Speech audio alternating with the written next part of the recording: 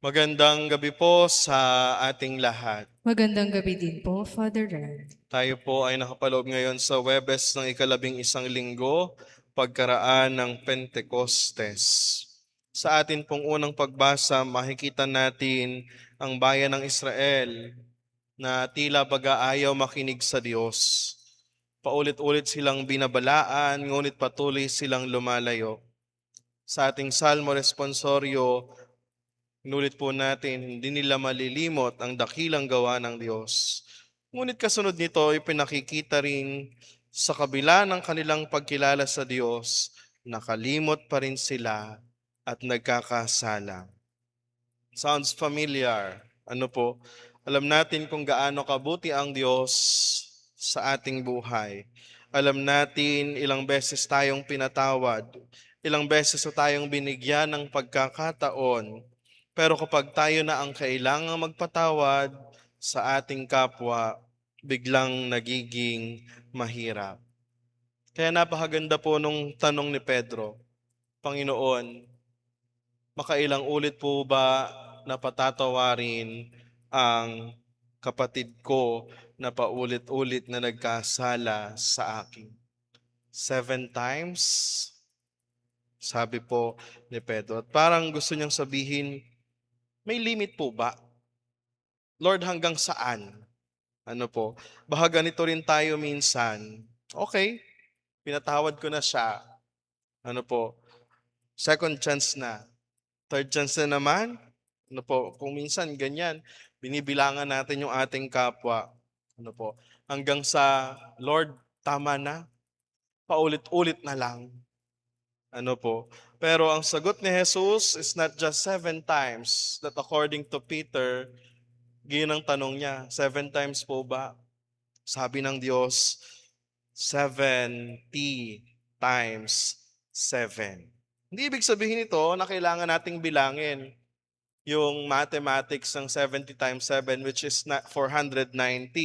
Ano po? So, kailangan ba bibilangin natin 490 times lang tayong pwedeng magpatawad sa buhay na ito? Ngunit, ang ibig sabihin, wag nating gawing accounting system ang pagpapatawad, kundi gawin natin as far as we can. Unlimited, ika nga. Dahil ang pagpapatawad po ay hindi tungkol sa bilang. Ang pagpapatawad ay tungkol sa puso na marunong tumanggap ng awa ng Diyos. At yung talinhaga na ibinahagi ni Jesus, yung alipin na pinatawad ng hari sa napakalaking utang, napakalaki ng kanyang pagkakautang at pinatawad siya ng buo.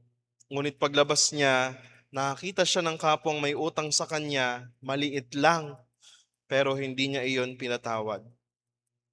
An irony, ano po, na pinatawad siya ng malaki, pero hindi niya kayang magpatawad sa maliit na bagay. At minsan ganun tayo, hindi man natin aminin sa ating buhay. Napakarami ng ipinatawad ng Diyos sa atin. Napakarami ng pagkakataon na ibinigay ng Diyos para tayo ay mahalin, bigyan ng awa, padamahan ng pagmamahal, at napakarami ng pagkukulang ang hindi na binilang ng Panginoon sa ating buhay. Pero may isa tayong kapwa na hindi natin mapatawad. May isang salita na hindi natin makalimutan mula sa kapwa natin na nasabi sa atin na tila baga nasaktan tayo ng maigi. May isang ginawa sa atin na parang kung minsan paulit-ulit nating binabalikan. May isang tao na kapag naaalala natin, para bang galit na galit tayo kung minsan. Bumabalik yung ating galit. Hindi po sinabi ni Jesus na wala namang nangyari. Pero ang sinasabi niya, hindi ganon ang pagpapatawad na ninanais niya. Ang pagpapatawad ay pagkasabing tama, ay hindi pagkasabing tama ang ginawa ng taong nanakit sa atin. Hindi rin ibig sabihin na kailangan nating hayaan na lang yung mga maling ginagawa ng ating kapwa. Minsan, ang pagpapatawad po is a decision in our life na sabihin natin, masakit man yung ginawa ng ating kapwa, pero hindi natin sinasabi na tama ang bagay na kanilang ginawa.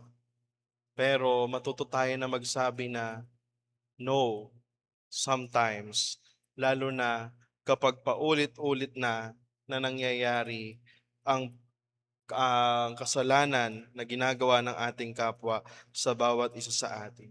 Dahil minsan, kapag hindi po tayo nagpapatawad, akala natin pinaparusahan natin ang taong nagkakasala sa atin.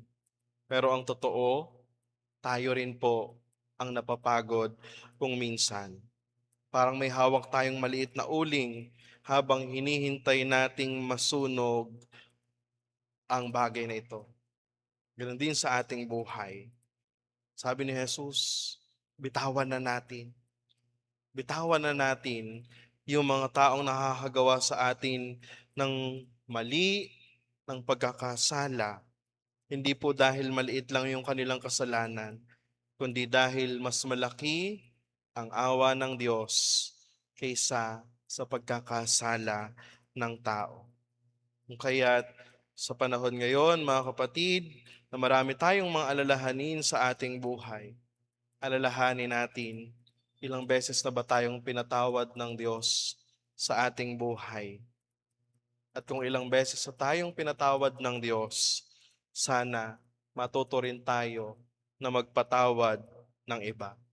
Ang puso ng ebanghelyo natin sa araw na ito, hindi po nauubos ang pagpapatawad ng Diyos.